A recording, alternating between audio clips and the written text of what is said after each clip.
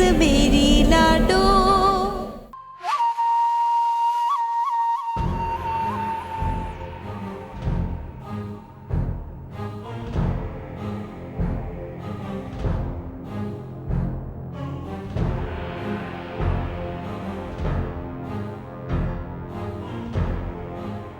बहुत बुरा हुआ, बहुत ही बुरा हुआ यो। बुरा तो आप करने जा रही थी अम्मा जी। 2 मिनट के लिए, सिर्फ 2 मिनट के लिए वीरपुर की मुखिया ने एक औरत बनकर सोचिए। मेरा शुक्रिया अदा करेंगे आप।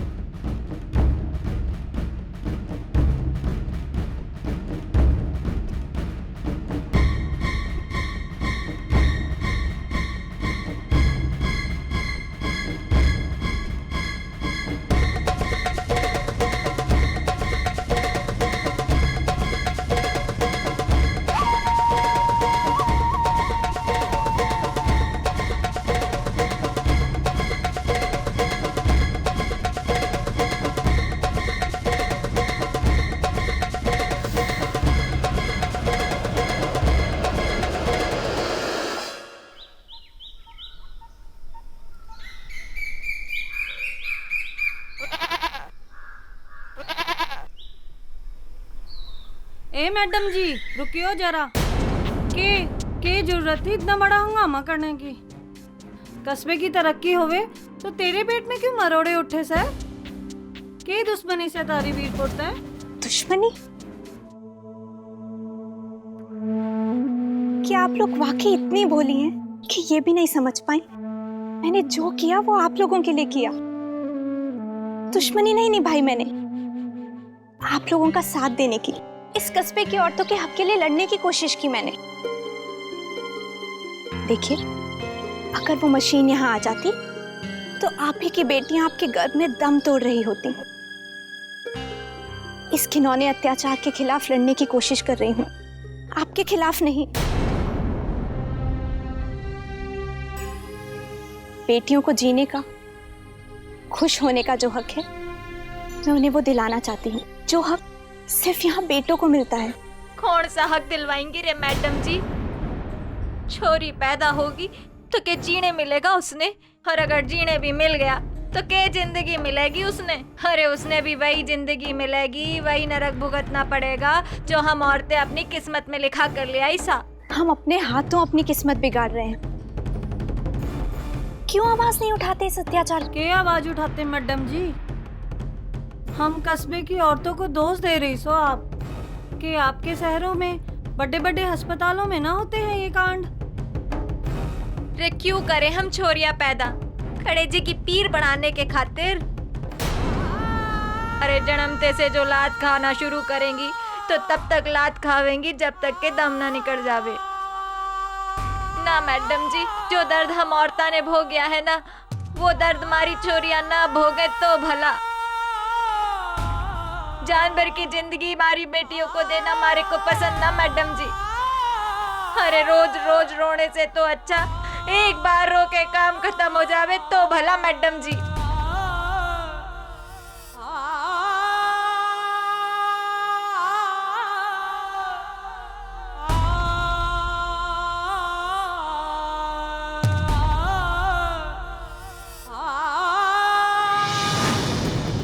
रुकिए, सुनिए मेरी बात सुनिए। आप लोग इस तरह हार नहीं मान सकते। आप इस कस्बे की सड़ी गली रीतियों को अपनी किस्मत नहीं बना सकते। सुनिए, रुकिए ना, सुनिए सुनिए।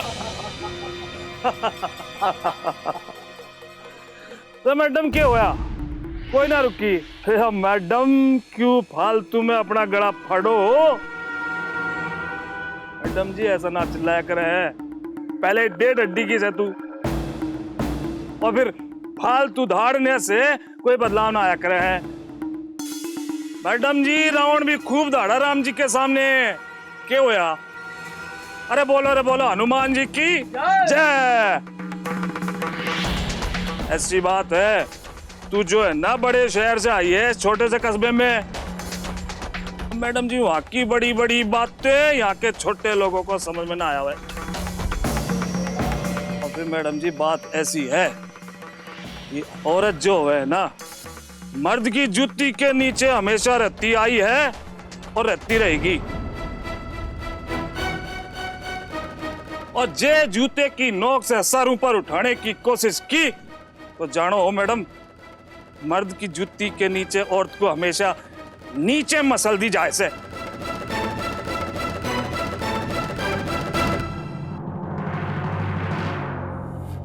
क्या समझी? समझी, लेकिन एक बात समझ में नहीं आई। आपको जन्म देने वाली भी एक औरत है ना, उसका दूध पिया होगा आपने, तब जाकर शरीर में जान आई होगी। उसके हाथ का बनाया खाना खाकर भूख मिटी होगी आपकी, तब जाकर ये पहलवान जैसा बदन पाया है आपने। उसको भी जूती की नोक पर रखते हैं क्या आप? एक बात समझाएंगे, औरत नहीं होती तो आप कैसे होते? ये दुनिया कैसे होती?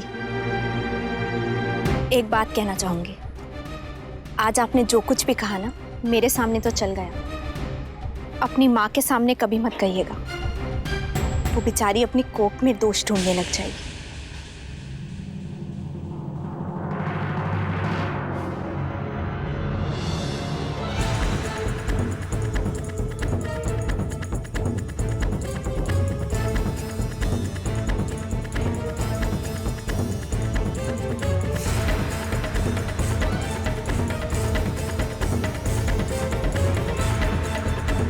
अरे कैसे कतरनी सी कचकचाकर चलती है रे इसकी जवान। अरे मैं तो कहता हूं जब तक एक के साथ कोई बड़ा हादसा नहीं हो पेगा तब तक काबू में ना आवेगी छोड़ी।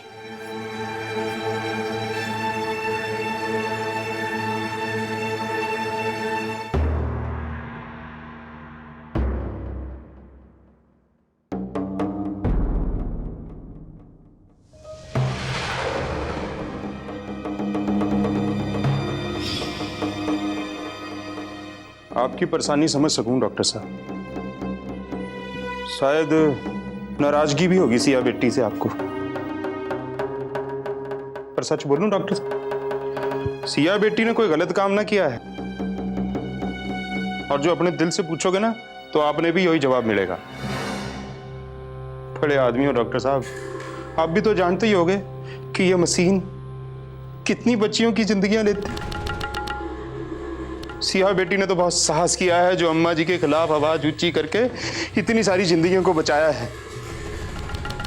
किसी में इतनी ताकत ना है जो इतने टीवी वाले और अखबार वालों के सामने इस कस्बे की सच्चाई रख सके। इतने मर्द घूमे हैं मुच्छों को ताव देते हुए पर कोई चूं भी ना कर सके। सिया बेटी ने तो पूरी दाढ़ मारी है डॉक्टर साहब। नाराजगी नहीं जी, आपको तो घमंड होना चाहिए अपनी बेटी पे। दयाराम जी, ये सब बातें मैं अच्छी तरह समझता हूं, लेकिन एक बाप की अपनी भी कुछ चिंताएं होती। इतने बड़े अपमान के बाद अम्मा चुप नहीं बैठेंगी। ईश्वर ही जाने अब क्या करेंगी वो। आपका डर भी समझ सकूं मैं डॉक्टर साहब, पर अब तो तीर कमान से निकल चुका है। अब तो वही होगा जो भगवान की मर्जी।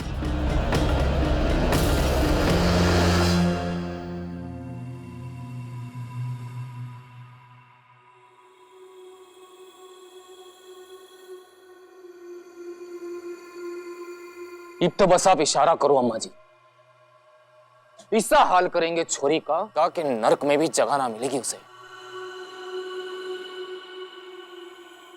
खून खोल रहा है मेरा।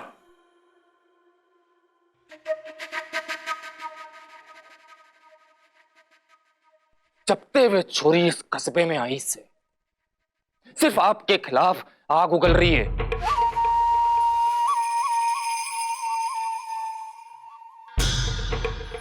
पीपते आप बस हामी दे दे अम्मा जी, काल भैरव ने बलि चढ़ा देवेंगे उसकी। एक झटके में सारा लग तो शरीर अलग। बहुत उछली अम्मा जी वो। अब इस दुनिया से उसके उठने का टाइम आ गया है। आप बोलो तो मैं अपनी छुरी में धार लगा लूं?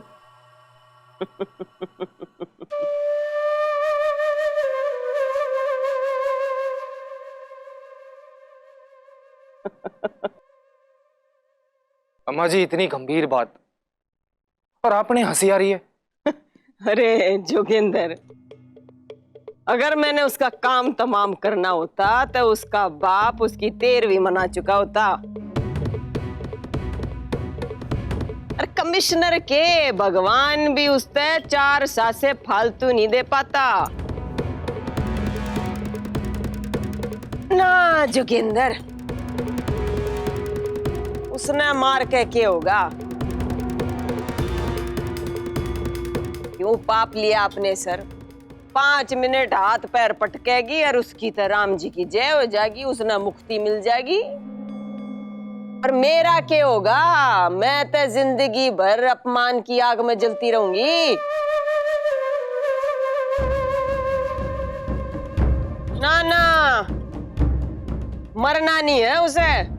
उसने तो जिंदा ही रहना है, अपने पापों की सजा काटनी है।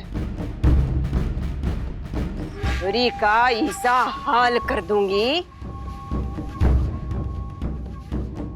कि मिनट मिनट अपने जन्म ने कोसेगी। राम जी ते घंटी बजा बजा बजा बजा बजा बजा के अपनी मौत मांगेगी।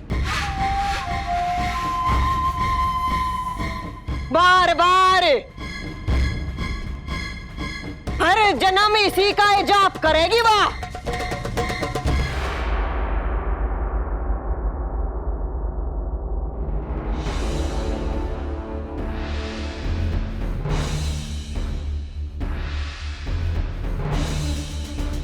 बावला कहीं का।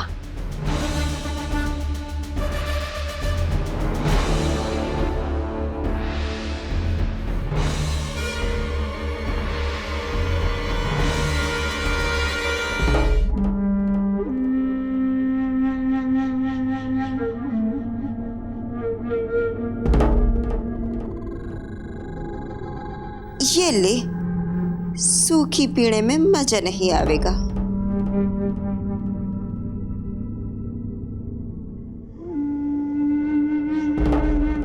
मरने तो लागे तो मीठा लेकर आएगी।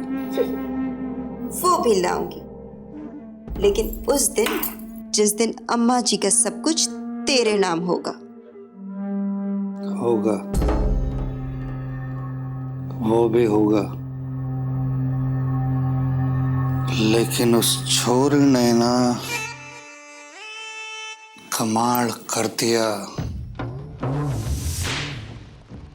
सबके सामने अम्मा जी के मुंह पे काढ़े पोत दी।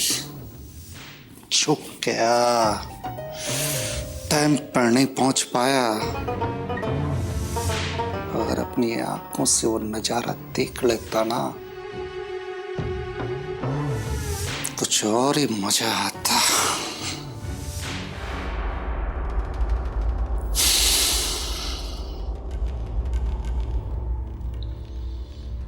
मौका बड़ा अच्छा है, हाथ से न जाने देना।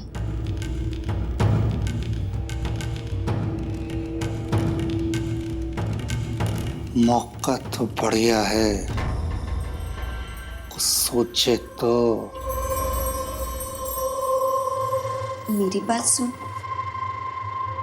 उस छोरी में जरूर कोई दम है। तू उसके पास जा, जो उसने ठान लिया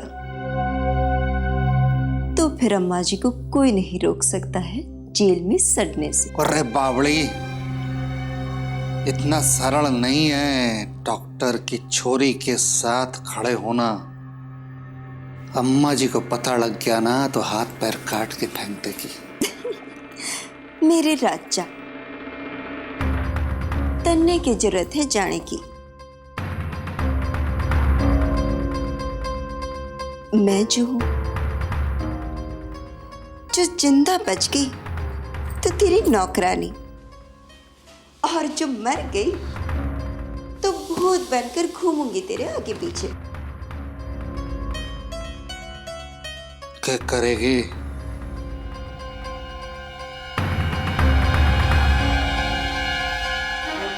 जाकर भड़काऊंगी उस छोरी को, ऐसे भड़काऊंगी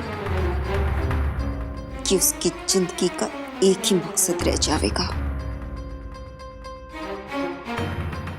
अम्मा की बर्बादी।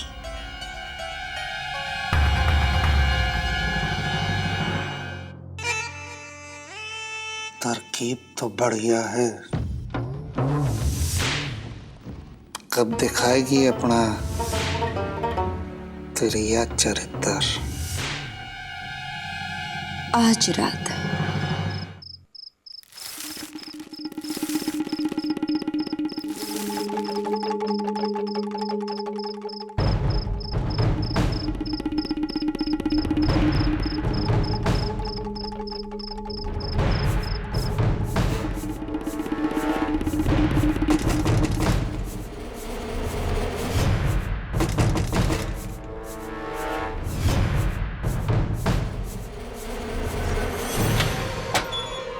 मैं बेहतर आ सकूंगी।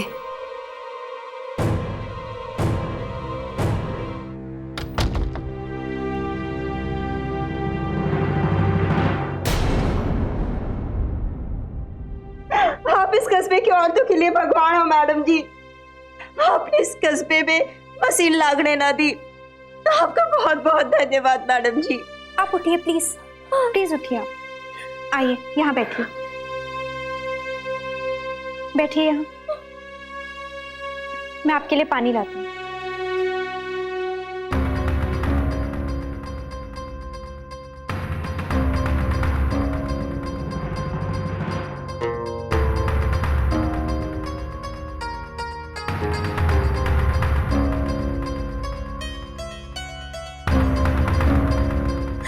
मैडम जी, आप नहीं जानती,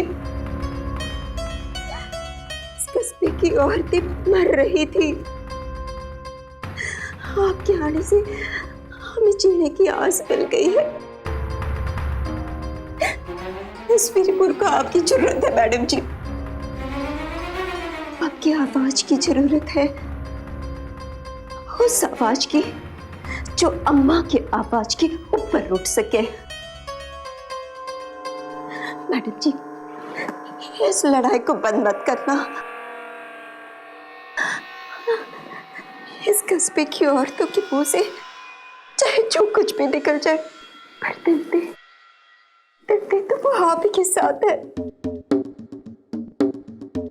मैडम जी, अब तो आपको ऐसा कुछ करना होगा जिससे इस कस्बे की औरतों के मन से सारा डर मिट जाए, अपने जीने के हक के लिए लड़ सके,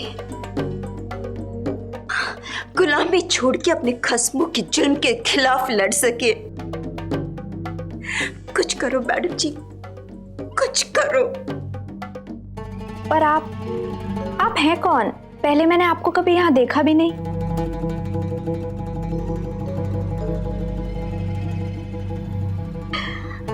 मैडम जी,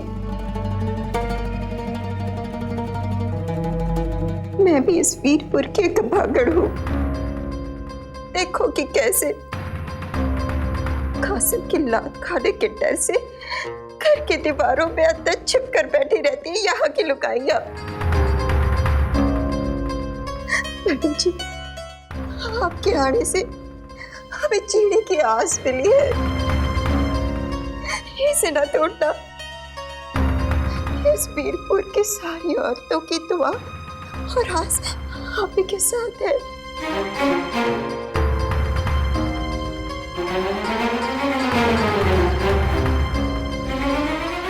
कुछ करो मैडम जी, कुछ करो। हमें बचा लियो मैडम जी, हमें बचा लियो, हमें बचा लियो।